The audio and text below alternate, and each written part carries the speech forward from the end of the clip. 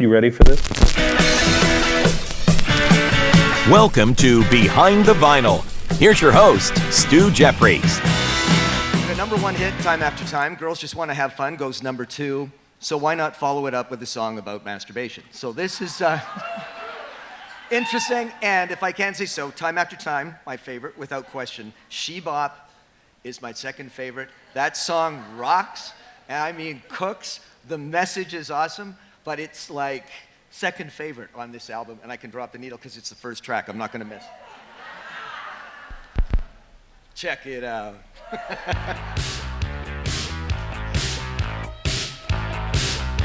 Gated snare. Yeah. Love it.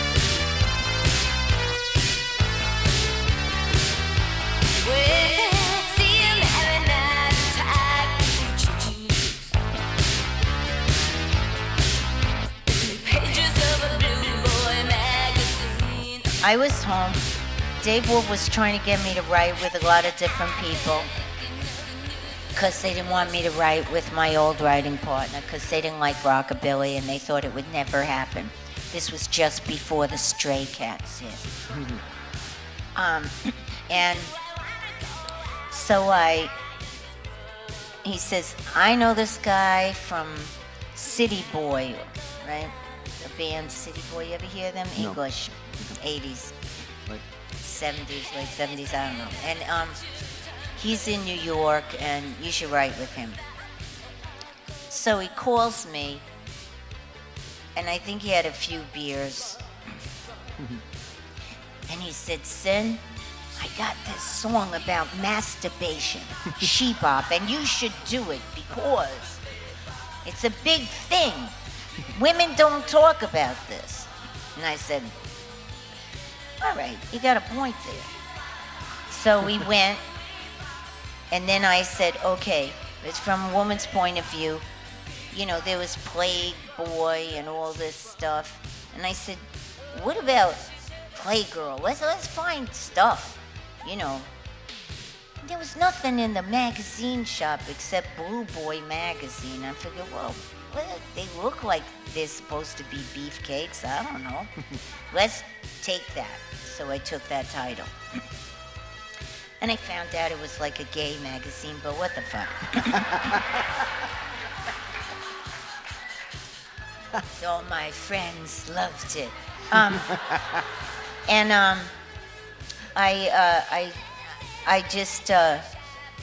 I started writing with him, and then I played it for Rick, and Rick said, you should conjugate the verb in each verse, right?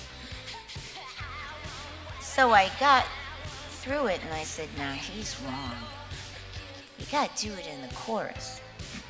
So I did it in the chorus. And I also wanted it to be a little like John Lennon's Way, you know, he did that. And I thought, okay, so it's going to be a little rockabilly, and it's going to be, you know, because singing is like, it's like cooking. It's a lot of ingredients, a lot of different things that you heard through your life that you put in a bowl, and you kind of mix them together and see what person comes up. Mm-hmm. And because you're a storyteller. So you got to figure who the hell is telling this story, right? And that's the great thing about singing, is you could be old, you could be young, you could be a man, you could be a giant, you could be a little person, you could be whatever you want. And so when I started singing it, we were at the record plant, which was on 45th, right off of 8th Avenue. It's no longer around. All the records recording places are like gone. And they had, you know, it was a rough area, so it was not really nice. But when I got there, that was where John Lennon and Yoko Ono had done Double Fantasy, there and this other place, right? So everywhere I looked, there was his guitar. There was a poster. So, you know, you're in there a long time. Like maybe you get there at 12 o'clock in the day and you freaking leave at 5 a.m. or maybe 8 a.m. and the sun's coming up and you're like, wow, is there a long time? And I heard stories about how they recorded them. And apparently Yoko put up mattresses all over the windows and then actually laid on a mattress and was touching herself while she was singing. So I thought, wow, that's interesting.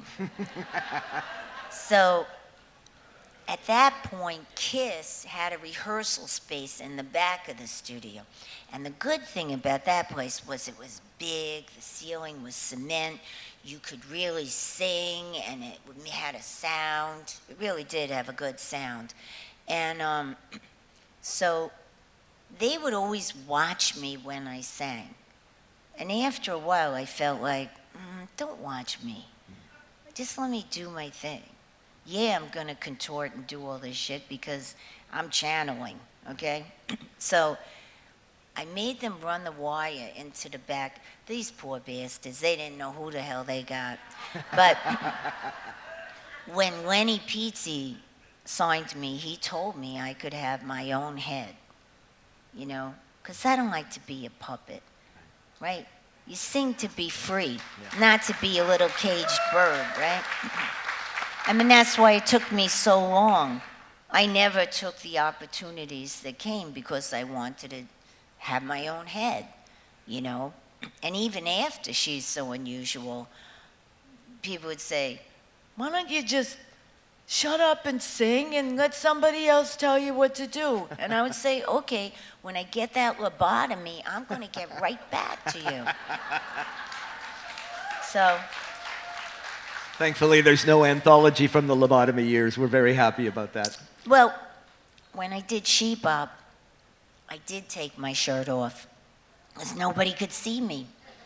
And I was singing She Bop, and the reason I was laughing was because I actually tickled myself and thought it was the stupidest. I just, you know.